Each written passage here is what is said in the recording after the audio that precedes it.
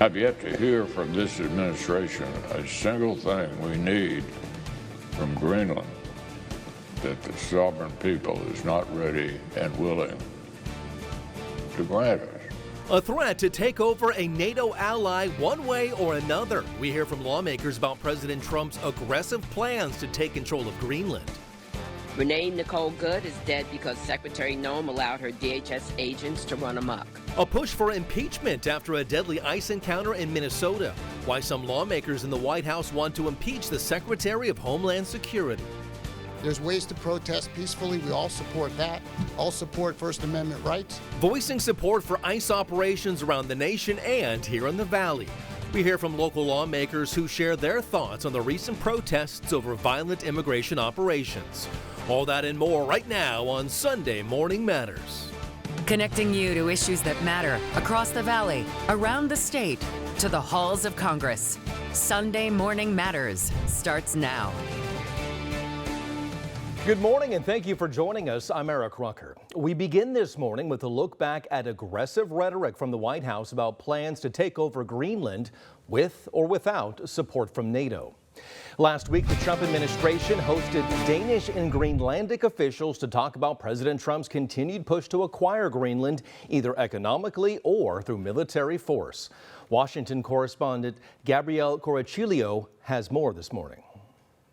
The Trump administration isn't backing down when it comes to that desire to take over Greenland. While they say today's meeting was productive, the U.S., Denmark, and Greenland still fundamentally disagree. The U.S. will acquire Greenland one way or another, according to President Donald Trump. That declaration posted to Truth Social hours ahead of the Vice President and Secretary of State's meeting with the Danish and Greenlandic foreign ministers. We didn't manage to change the American position. We made it very, very clear that this is not in the interest of the kingdom. The president says acquiring Greenland is necessary for national security. NATO already maintains a security presence on and around Greenland, but President Trump says the U.S. needs to take over. Otherwise, he says China or Russia will. While they've agreed to form a working group, both Denmark and Greenland remain firmly against a U.S. takeover of the Arctic island. How important it is from our side to strengthen our cooperation with the United States, but that doesn't mean that we want to be owned by the United States. On Capitol Hill, lawmakers have concerns. It's very troubling what the president is doing in a zigzag fashion that is against an ally. I've yet to hear from this administration a single thing we need from Greenland that the sovereign people is not ready and willing to grant us. That working group is expected to meet for the first time within a matter of weeks. In the meantime, Denmark says they're increasing the military presence around Greenland. In Washington, I'm Gabrielle Coracciolo. Last week, Republicans on Capitol Hill were divided after the Department of Justice opened a criminal investigation into Federal Reserve Chairman Jerome Powell.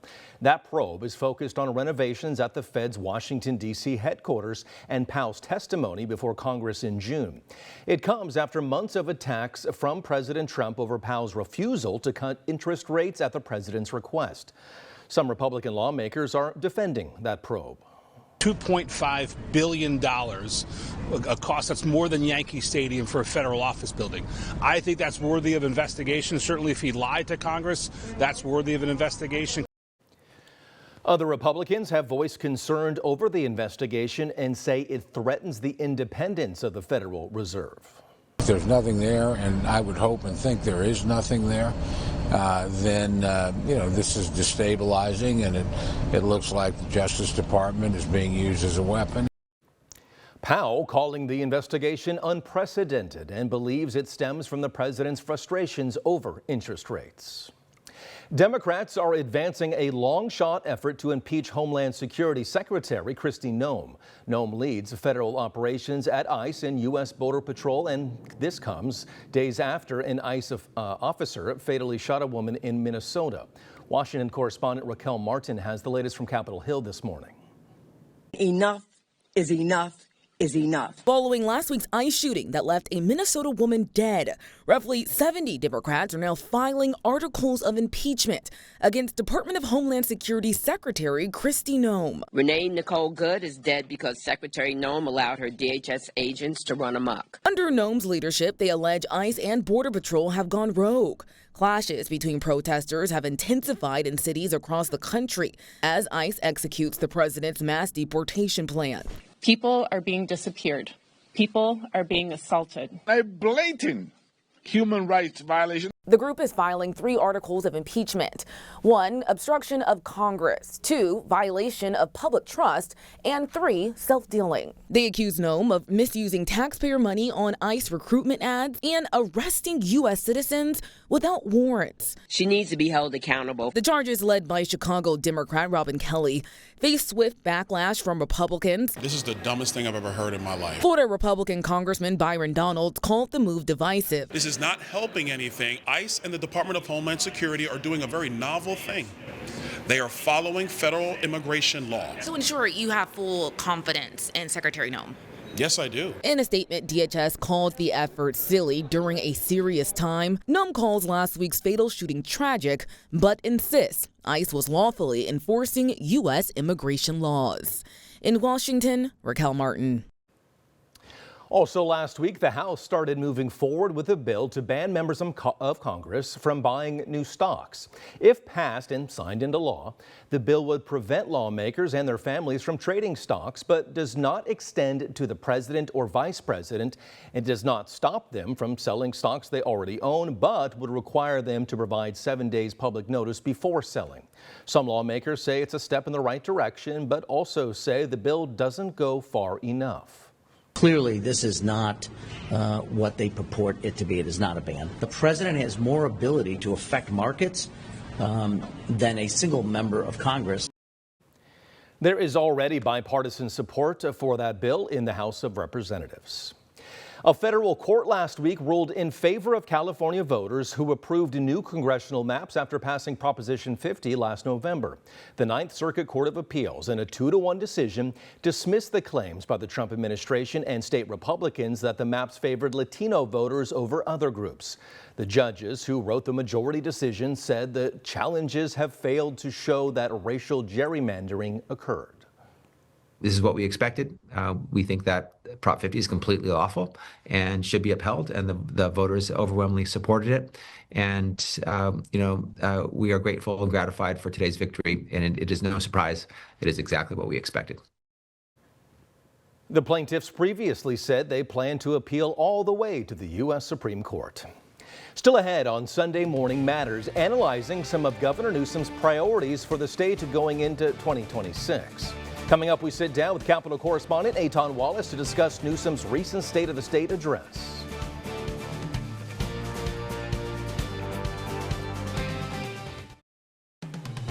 You're watching Sunday Morning Matters. The race to become California's next governor will be a big topic in 2026. But Governor Gavin Newsom still has a year left in that office, and recently he laid out his plan to finish up that job. Joining me now is the hardest working man in Sacramento, our Capitol correspondent Eitan Wallace. Buddy, thanks so much for joining us on Sunday Morning Matters. We appreciate your time. Eric, great to be with you. Thanks for having me, and hello to everybody in the Valley. All right, let's start with the recent State of the State address by the governor. What was your main takeaway? What were some of the main themes in that speech, and what were the reactions involved? Well, great question, Eric. And really the main takeaway right from the get-go of this hour-plus speech was, well, Governor Gavin Newsom doing something we've seen him do lots of times before, going after President Donald Trump. The governor, of course, really touting the state's 50-plus lawsuits that California launched against President Trump just within the last year. So that's number one. He really went after Trump in the speech. Now, of course, the governor did lay out his agenda and his priorities for his final year in office, and he also touted some what he says have been accomplishments really in the last year. That includes, by the way, what he says is a 9% drop in statewide at least unsheltered people on the streets. That's number one. He also said that his upcoming state budget will set a record investment in California TK through 12 public schools. We're talking really what comes out to about more than $27,000 per public school student. So that's number two. Now, there were a few also initiatives that the governor says he wants to see addressed in the next year. One of those, Eric, includes really restrictions on seeing corporate investors from out of state buy up large amounts of homes in California. Newsom wants to see restrictions on that. He says that will help with the state's housing crisis. And finally, Eric, something else that was in the speech, he also said that he wants to create a rebuilding fund for fire victims. And he used that, by the way, as a way to also go after President Trump for not approving Governor Newsom's request for $34 billion in federal fire aid for the people of Southern California. So that, in a nutshell, is some of the big things he talked about. By the way, for our Valley audience, yes, the governor doubled down on high-speed rail, moving forward with his plan to really set forth $1 billion per year through 2045 for the project. Of course, the first phase of the project will go from Kern County all the way through Merced. That, at least right now, is supposed to be done, that first phase, by 2033. So that, in a nutshell, is everything the governor had to speak about. Now, in terms of reactions, Democrats liked what they had to hear, while Republicans, well, totally different story. A lot of Republicans felt the governor was given a campaign speech, even what some had described to me as an audition for when, potentially at least, he decides to launch a campaign for president. So that, in a nutshell, is what we have going on with the governor's State of the State. But never once in the State of the State speech did the governor actually share what he feels is the actual state of the state. So overall, though, he painted a positive picture for the state, optimistic as he vowed to fight against President Donald Trump. Eric? So, Eitan, you just mentioned that pretty picture. The other side of that being the governor did not talk about the deficit the state of California is facing, and the Legislative Analyst's Office saying that we got some issues on that. Talk to us about Newsom's actual proposed budget and the kind of far-fetched ideas from the LAO on how to get that done. Oh, exactly. And, well, here's the thing, Eric is right. The very next day after the State of the State address, the Newsom administration, not the governor himself, but the chief of the California Department of Finance, well, he presented the governor's proposed budget for the upcoming fiscal year. Now, this is about a $350 billion total spending plan that, according to Newsom, comes with about a $3 billion or so deficit. Now, remember, though, that's much less than the deficit that the nonpartisan Legislative Analyst's Office projected at $18 billion. The main difference between really their projections is that the Legislative Analyst's Office projects the stock market is going to have a downturn in the coming year, while the Newsom administration says that's a risk, but they did not specifically incorporate that into their projections. And remember, the stock market, well, when it does well, the state's wealthiest people do well, and that provides tax revenue for the state. So the Newsom administration is banking on the fact that the stock market is still going to do well, while the legislative analyst said absolutely not. Now, one more thing. Remember, as you mentioned, right, Governor Newsom has one more year in office. Well, both he and his administration and the legislative analyst's office agree that there is going to be a budget deficit, at least they project, next year when Newsom leaves office, but they do have a disagreement over how large that deficit is going to be. The legislative analyst's office thinks there's going to be a $35 billion deficit, not just next year, but every year through 2030, while the governor's office believes that will be closer to $22 billion. Either case, the state has a lot of financial strain, according to the legislative analyst's office. They are alarmed at those structural deficits in the years to come. They say that the legislature and the governor need to address that. Eric? So, Eitan, talk about that lame duck status that Newsom has. What do you expect him to do in this year? And what he does, how much of that will play into a possible presidential bid? Well, no doubt, whatever the governor does this year, in my view, and really in the views of a lot of people, even Democrats will tell you this, will have to do a lot with what he wants to see as for his image on the national stage. That's not necessarily me saying he's for sure going to run for president. Of course, the governor has said he's always been and recently at least he said he's been looking at it and perhaps interested in it, but he's not there yet saying he's actually going to run for president. Either way, people would acknowledge on both sides of the aisle that he's certainly setting up at least his image on the national stage. So yeah, he's going to want to see those positive headlines this year. He's going to do what really he did in the State of the State address, which is try to lay out a positive vision and image for the state of California. No way in this final year does he want to see negative headlines that really could hamper his image nationwide, for example, in case he runs for president in the future. So that's something on a generic view that we will see from him, really trying to get a positive image out there, whether people agree with that or not. Now, the second thing I think, more specifically, I think he is going to try to champion some key issues, and including, by the way, what we had mentioned on education just a few moments ago, that he's going to really stress this is a budget that is a record budget in the sense of how much it spends per pupil ever in the state of California, public education. So that's number one. I think he's really going to try to, again, go after those corporate investors buying up large numbers of homes in California. And I think the third thing, Eric, which is perhaps obvious to the viewers and to you and even to me who covers the Capitol every single day here, but we're going to see a nonstop fight, I think, really between Governor Gavin Newsom and President Donald Trump. Remember, in the first year just of Donald Trump's administration, since January of last year through January of this year, Governor Newsom and the Newsom administration have sued Trump 53 times. That's on pace to have more than 200 lawsuits over the entire second Trump administration. So we definitely think that Newsom is going to continue going after Trump. And by the way, you could even argue it's politically popular in this state. Remember, Prop 50, which was really labeled by Newsom as not really about redistricting, but more about going after President Donald Trump. Well, that passed overwhelmingly. We saw what that vision, that campaign strategy did. So would not be surprised if Newsom not only goes after President Trump, but really doubles down on that strategy in his final year in office.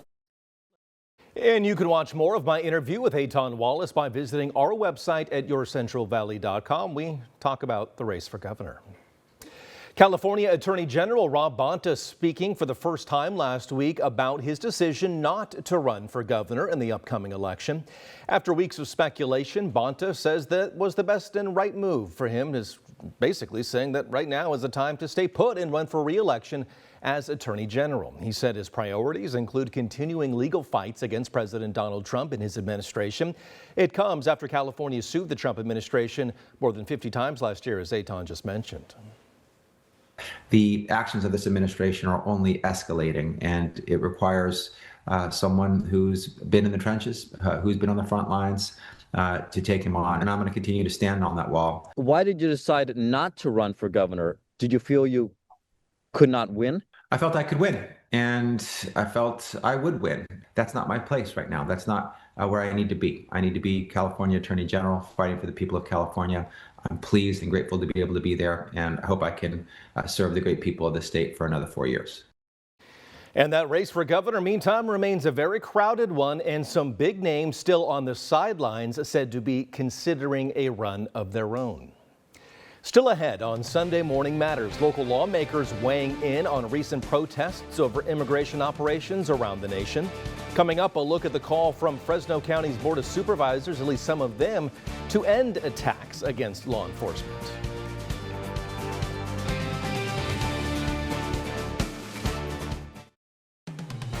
You're watching Sunday Morning Matters.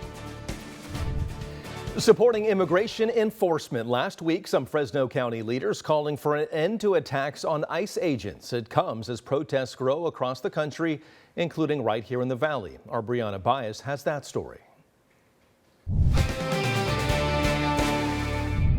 ICE agents attempting to carry out lawful enforcement actions are being harassed, obstructed, and endangered. Fresno County leaders condemning attacks on ICE agents Tuesday. I thank ICE, and I implore my fellow citizens to do the same. Our country is hurting, and we need to recognize that pain. It's hurting on the left, it's hurting on the right, and we are seeing violence, and that is unacceptable. The Department of Homeland Security reported a 3,200% increase in people attacking ICE agents with their car last year. Fresno County leaders cited attacks in Chicago and Minneapolis. Yeah. Have you seen any fights against ICE agents locally? I have not, no. And so why did you feel it was important to make this announcement? Are you watching what's happening in the country? That's a stupid question. The fact is, ICE is under attack. You know it. Everyone knows it. There's ways to protest peacefully. We all support that. All support First Amendment rights. He says Thursday's march through downtown Fresno is a good example. Are people upset, and are they getting in the way? Do accidents happen? Do people get out of control at moments? Yeah. In Fresno, we make sure that doesn't happen. Paul Pierce with Central Valley Indivisible says they coordinate with police and they train their protesters to avoid confrontations with counter-protesters. So he's on the same page about keeping things peaceful. If we're willing to denounce these violent attacks, including the ones where people stalk people and rip them from their parents and rip them from their children, if we're willing to really, stop violence, yes, absolutely. For Sunday Morning Matters, I'm Brianna Bias. Sticking with the topic, multiple prosecutors at the Justice Department resigning. It comes after learning there would be no civil rights probe into the deadly shooting of Renee Good. The DOJ is now reportedly pushing for an investigation into Good's widow. Now, more ICE agents arriving in Minnesota, despite local leaders and residents demanding they leave. A new bill at the state capitol could give Californians more power to challenge federal officers in court. Supporters of the No Kings Act say it would make it easier to take federal officers, including ICE agents, to court over alleged constitutional violations. But not everyone is on board. Capitol correspondent Eitan Wallace joins us once again with the bill's author and has reaction from opponents. To show that no one is above the law. San Francisco Democratic State Senator Scott Wiener with that message about his bill, SB 747, or as he dubs it, the No Kings Act. According to Senator Wiener, the legislation aims to hold ICE officers and federal agents accountable by making it easier for Californians to sue them over alleged violations of constitutional rights. Wiener says, as it stands today, Californians can sue local and state officers in state court, but face far more limitations and immunity when suing federal officers. Wiener's bill would change that. No! The bill comes amid nationwide scrutiny of federal immigration enforcement following the fatal ICE shooting of Renee Good. She was a 37-year-old U.S. citizen shot and killed by an ICE agent during a Minneapolis enforcement operation last week. Federal officials and supporters of the officer have defended his actions, saying Good attempted to strike him with her vehicle, while critics, including Wiener, believe that shooting and many other ICE operations throughout the country are unjustified. We've had enough of this terror campaign in our communities by ICE. We need the rule of law and we need accountability. To Donald Trump, we will hold ICE accountable. I hate this bill. GOP Assemblymember Tom Lackey, who spent nearly 3 decades with the California Highway Patrol, says he's concerned the bill could undermine law enforcement and expose officers to greater legal risk while performing dangerous duties. He also believes the legislation could make it more difficult to recruit officers, putting public safety at risk. And I don't think it's helpful to anyone. It's really important that we understand, too, the chilling effect that it can also have on those who are asked to enforce the law. And we reached out to ICE and the Trump administration for their take on the bill, but did not hear back as of news time. Meantime, late Tuesday afternoon, the bill advanced through the Senate Judiciary Committee. It next heads to the Senate Appropriations Committee. At the state capitol, Eitan Wallace, KC24, local news that matters. And that's going to do it for us this week. Thank you so much for joining us. On behalf of my producer, Jordan Kemp, I'm Eric Rucker. Have a great week.